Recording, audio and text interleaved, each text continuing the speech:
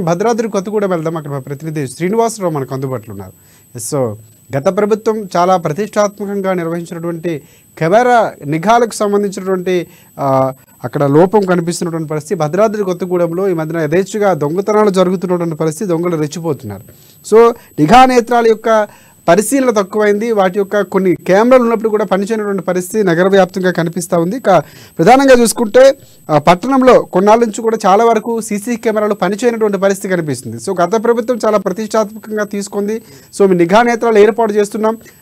హైదరాబాద్ నగరంలో 1,00,000 కెమెరాలు కూడా ఏర్పాటు చేసినటువంటి పరిస్థితి. సో అక్కడ ఎందుకు నిర్వహణ లోపం ఉంది? దీనికి సంబంధించి పూర్తి అప్డేట్స్ అందిస్తారా? శ్రీనివాసరావు చెప్పండి. Thank you Rajasekhar. ఈ ఖమ్మం జిల్లాలో, ఉమ్మడి ఖమ్మం జిల్లాలో భద్రాద్రి కొత్తగూడెం జిల్లా పరిశ్రమలకు నిలయము అయినటువంటిది.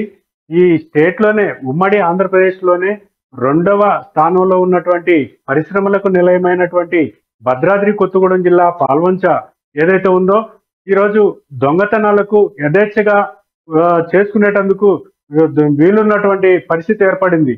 ఎందుకంటే ఈ గతంలో ఉన్నటువంటి అధికార పార్టీ ఏదైతే ఉందో, ప్రభుత్వ నిధులతోటి ప్రధానమైనటువంటి పట్టణ నగరాల్లో సీసీ కెమెరాలు ఏర్పాటు చేయమని చెప్పేసి ఆనాడు చెప్పినటువంటి పరిస్థితి ఉంది, ఏర్పాటు చేసినటువంటి పరిస్థితి కూడా ఉంది.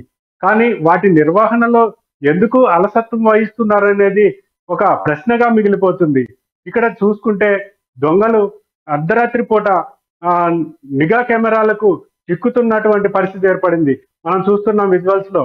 దొంగతనాలు చేస్తున్నటువంటి క్రమంలో వాళ్ళు చేస్తున్నటువంటి లోపల షాప్లోకి చొరబడిన తర్వాత వాళ్ళు చేస్తున్నటువంటి దొంగతనాలను వాళ్ళు ఏ విధంగా చేస్తున్నారు అనేది కూడా ఆ విజువల్స్ లో చూస్తున్నాం. ఇలా పరిశ్రమలకు నిలయమైనటువంటి పాల్వంచ పట్టణం ఏదైతే ఉందో, ఈ యొక్క పాల్వంచ పట్టణంలో కేటీపీఎస్ లో యాష్ పౌండ్ ఉంది. యాష్ పౌండ్ అంటే బూడి చెరువులో ఉన్నటువంటి పైపులను కూడా యథేచ్ఛగా కోసుకుపోతున్నటువంటి పరిస్థితి ఉంది.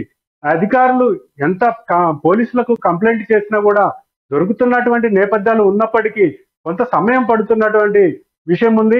అలాగే ఎందుకు ఈ సీసీ కెమెరాలు నిర్వహణలో అధికారులు అలసత్వం వహిస్తున్నారని ప్రజలు ప్రశ్నిస్తున్నటువంటి పరిస్థితి ఉంది.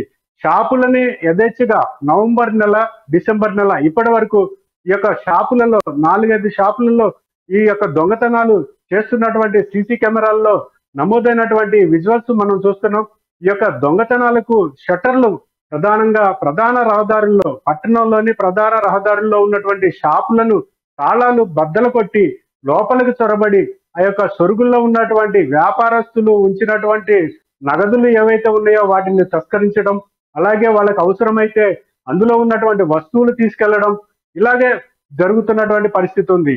ఈ మధ్య కాలంలో అసెంబ్లీ ఎన్నికలు కావచ్చు, ఈ యొక్క సింగరేణి ఎన్నికలు కావచ్చు, మళ్ళీ రాబోయేటువంటి పంచాయతీ ఎన్నికలు కావచ్చు, పార్లమెంట్ ఎన్నికలు కావచ్చు, ఈ యొక్క ఎన్నికలలో ఉన్నటువంటి బిజీగా ఉన్నటువంటి అధికారులు ఇటువైపు ఈ యొక్క దొంగతనాలు ఏవైతే జరుగుతున్నాయో వాటి వైపు తక్కువగా శ్రద్ధ పెడుతున్నారనేది ప్రజలు ఆరోపిస్తున్నటువంటి నేపథ్యం ఉంది. ఈ నేపథ్యంలోనే నష్టపోతున్నటువంటి వ్యాపారస్తులకు న్యాయం జరిగేలా ఇకనైనా తగినటువంటి చర్యలు తీసుకోవాలి. ఇప్పుడు షాప్ లో దొంగతనం చేసేటప్పుడు బయట రహదారులమ్మటి సీసీ కెమెరాలు ఉంటే అతను షాప్ దగ్గరకు వచ్చిన తర్వాత మాస్క్ పెట్టుకుంటున్నాడా, లేకపోతే ఎటువైపు నుంచి వచ్చాడు, ఎటువైపు వెళ్తున్నాడు అనేది సీసీ కెమెరాల్లో నమోదవుతుంది. అదే సీసీ కెమెరాలు కనుక పనిచేస్తున్నట్లయితే ఈ యొక్క దొంగలను పట్టుకోవడంలో నిఘా నేత్రం ఉపయోగపడుతుందని చెప్పుకోవచ్చు. కానీ ఇలా నిఘా నేత్రం నిద్రపోతుందని చెప్పేసి పట్టణ ప్రజలు ఆరోపిస్తున్నటువంటి పరిస్థితి ఉంది. ఇకనైనా ఈ యొక్క సీసీ కెమెరాలను బాగు చేయించి అవి పనిలోకి వచ్చేలాగా చూసి, ఉపయోగపడేలాగా చూసి ఈ యొక్క నిఘా నేత్రాలు ఈ యొక్క దొంగతనాలను కట్టడి చేసేందుకు. శ్రీనివాసరావు, ప్రధానంగా భద్రాద్రి కొత్తగూడెం సంబంధించి పట్టణం లాంటి ప్రాంతాలకు సంబంధించి కెమెరాలు నిఘా ఎంతవరకు ఉంది? గత ప్రభుత్వంలో అంచనా వేసినటువంటి పోలీసులు సంబంధించి ఎన్ని కెమెరాలు ఉండే అవకాశం ఉంది ఏమైనా మనకు తెలుస్తూ ఉంది? ఇంతవరకు ఎన్ని పాడైపోయి ఉన్నాయి? సో ఒకవేళ పూర్తి స్థాయిలో సీసీ కెమెరాలు ఏర్పాటు చేయాలనుకుంటే కనుక ఎన్ని నిర్వహించాల్సిన అవసరం ఉంది అనేది ఏమైనా పోలీసుల నుంచి సమాచారం మనకు అందుతున్నటువంటి పరిస్థితి ఉందా? దగ్గర గత ప్రభుత్వంలో సీసీ కెమెరాల ఏర్పాటుకు 73 లక్షల రూపాయల వరకు వెచ్చించినట్టు మనకు సమాచారం. అలాగే ఈ యొక్క కెమెరాలు ఏర్పాటు చేసినప్పటికీ వాటి నిర్వహణలో అలసత్వం వహిస్తున్నారని అధికారులు ఈ యొక్క ప్రజలు ఆరోపిస్తున్నటువంటి నేపథ్యం ఉంది. ఈ యొక్క దొంగతనాలు జరగడానికి ప్రధానంగా ఉన్నటువంటి పాల్వంచ పట్టణం ఏదైతే ఉందో ఇక్కడ వ్యాపారస్తులనే టార్గెట్ చేస్తూ గతంలో ఇళ్లలో కూడా చొరబడి ఇళ్లలో దొంగతనాలు, అలాగే మెడలోని ఆ మహిళలు రోడ్లపై వెళ్తున్నటువంటి మెడలలో నుంచి నగలు లాక్కెళ్ళినటువంటి సందర్భాలు కూడా ఉన్నాయి. కానీ అవి కొంతమేరకు తగ్గినప్పటికీ ఈ యొక్క షాపులనే ఇప్పుడు చూస్తున్నాం విజువల్స్ లో. ఆ విజువల్స్ లో చూస్తున్నటువంటి వ్యక్తులు ఒకే దొంగతనం, అన్ని దొంగతనాల్లోనూ ఆ యొక్క రూపాలే, వాళ్ళ యొక్క రూపాలే కనిపిస్తున్నట్టుగా మనకు అర్థమవుతున్నట్టు తెలుస్తోంది. ఎందుకంటే ఆ యొక్క దొంగలు ఎవరైతే ఉన్నారో ఒకే దొంగతనానికి చేసినటువంటి దొంగతనం కాదు, ఆ 4 దొంగతనాల్లో కూడా ఇప్పటివరకు జరిగినటువంటి దొంగతనాల్లో వారి యొక్క పాత్ర వారే అని పట్టణ ప్రజలు ఆరోపిస్తున్నారు. రాజశేఖర్. ఎస్ శ్రీనివాసరావు, ప్రధానంగా ప్రతి కేసుకు సంబంధించినటువంటి దర్యాప్తులో కీలకంగా మారినటువంటి సీసీ కెమెరాలు అనేవి ఇప్పుడు సర్వసాధారణంగా మారినటువంటి చాలా దొంగతనాల్లో కీలకంగా వ్యవహరించి దొంగలు పట్టుబట్టడంలో ప్రధాన పాత్ర పోషించినటువంటి సీసీ కెమెరాలు అంటే ఉన్నా కూడా పనిచేయనటువంటి పరిస్థితి. దీనికి ప్రధానమైనటువంటి కారణం పోలీసు వ్యవస్థరించినటువంటి కారణం చెప్పుకోవచ్చా? గత ప్రభుత్వంలో ఉన్నటువంటి పాలకుల నిర్లక్ష్యం అంటే ఏ విధంగా చూడవచ్చు అంటే, ఎందుకంటే 70 లక్షల వరకు నిధులు ఇచ్చినటువంటి పరిస్థితి అని చెప్తా ఉన్నారు.